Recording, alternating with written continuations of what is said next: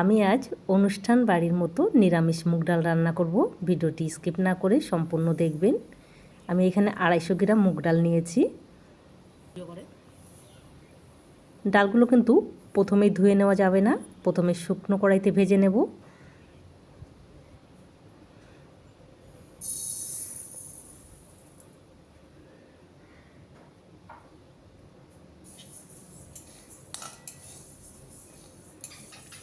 ডালগুলো কিন্তু অনবরত নাড়াচাড়া করতে হবে, নাহলে কিন্তু একটা সাইড বেশি ভাজা হয়ে যেতে পারে।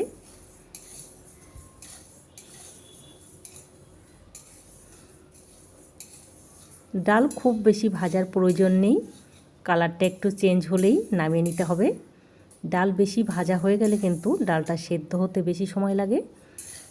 ডালের মধ্যে দিয়ে দিচ্ছি একটা তেজপাতা,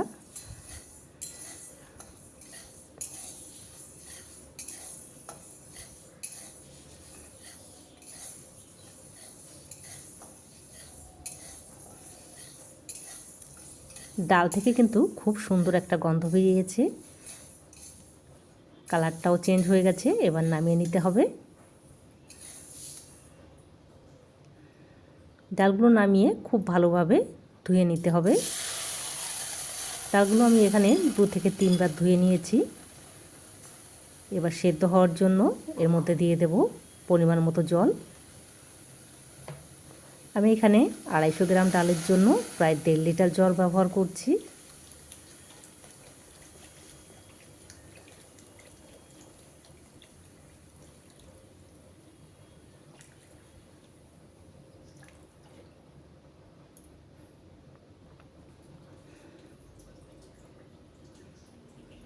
ডালের ভেতর কিন্তু আগের থেকেই হলুদ দেওয়া যাবে না।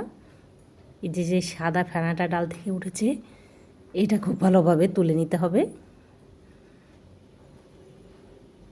এই ফেনাগুলো তুলে ফেললে কিন্তু ডালের টেস্টটা আরও বেশি ভালো হয়।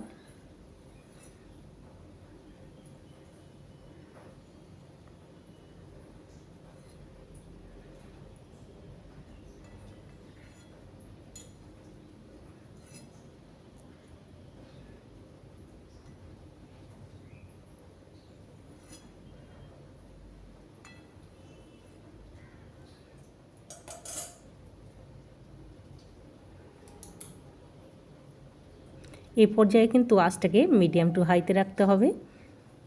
ডালের মধ্যে যে তেজপাতাটা দিয়েছিলাম সেই তেজপাতাটা আবারও ব্যবহার করছি এখানে। আর দিয়ে দিচ্ছি সামান্য পরিমাণ লবণ আর সামান্য একটু হলুদ গুঁড়ো, যেহেতু আমি হলুদ আর লবণটা আবারও ব্যবহার করব।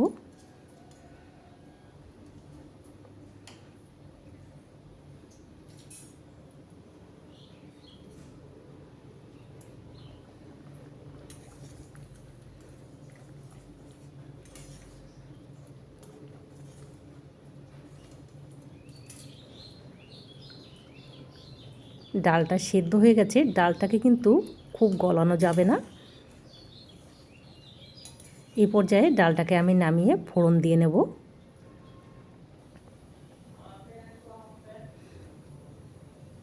কড়াইতে দিয়ে দিচ্ছি সর্ষের তেল।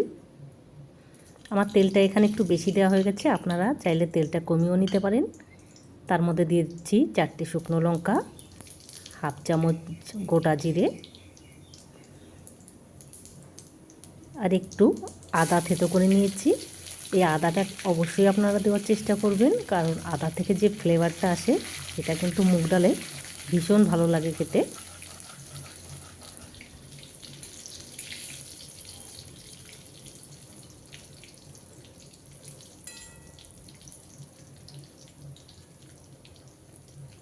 প্রায় 4-5 সেকেন্ড ফোড়নটা একটু নেড়ে চেড়ে নিচ্ছি। এবারে দিয়ে দেবো একটা টমেটো কুচি,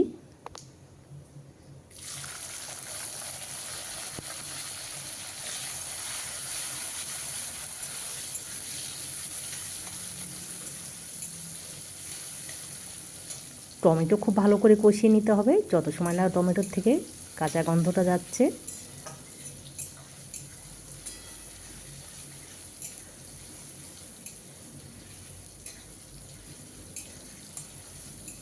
এই একই পদ্ধতিতে কিন্তু নিরামিষ আর আমিষ রেসিপি দুটোই বানিয়ে নিতে পারেন।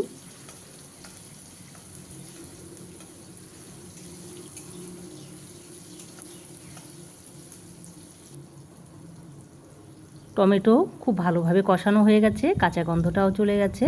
এবার দিয়ে দেব পরিমাণ মতো নুন।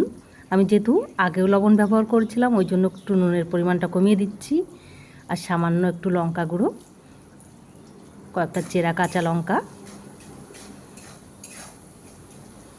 লঙ্কাগুলো দেওয়ার পর আরও 1 মিনিটের মতো সময় ধরে কষিয়ে নিচ্ছি।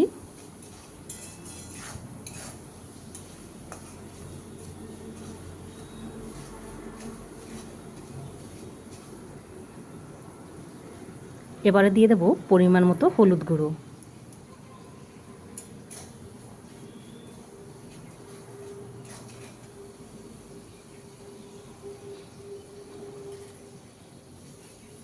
হলুদেরও কাঁচা গন্ধটা না যাওয়া পর্যন্ত একটু নেড়ে চেড়ে নিতে হবে।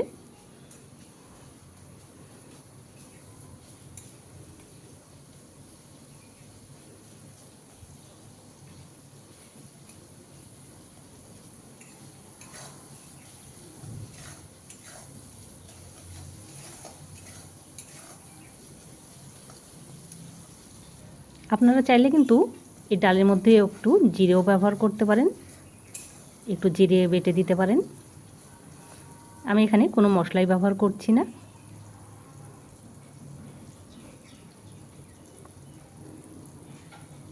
মশলা খুব ভালোভাবে কষিয়ে নিয়েছি। এবার সিদ্ধ করে রাখা ডালগুলো দিয়ে দিতে হবে।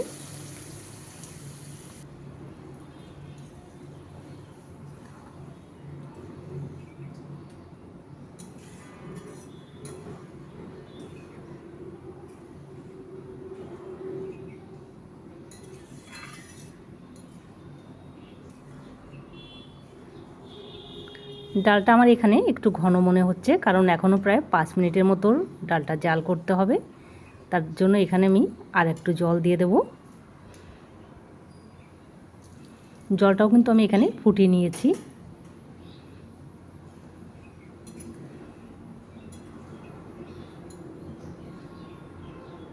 এবার কিন্তু 5-7 মিনিট রান্না করে নিলেই রেসিপিটা কমপ্লিট হয়ে যাবে। দেখুন ডালটা কিন্তু খুব পারফেক্টভাবে হয়ে গেছে।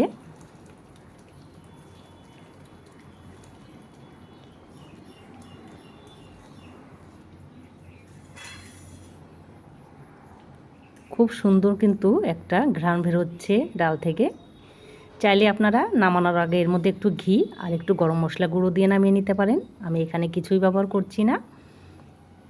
রেসিপিটা হয়ে গেছে, এবার নামিয়ে নেব। ভিডিওটি ভালো লাগলে লাইক, শেয়ার, সাবস্ক্রাইব করবেন।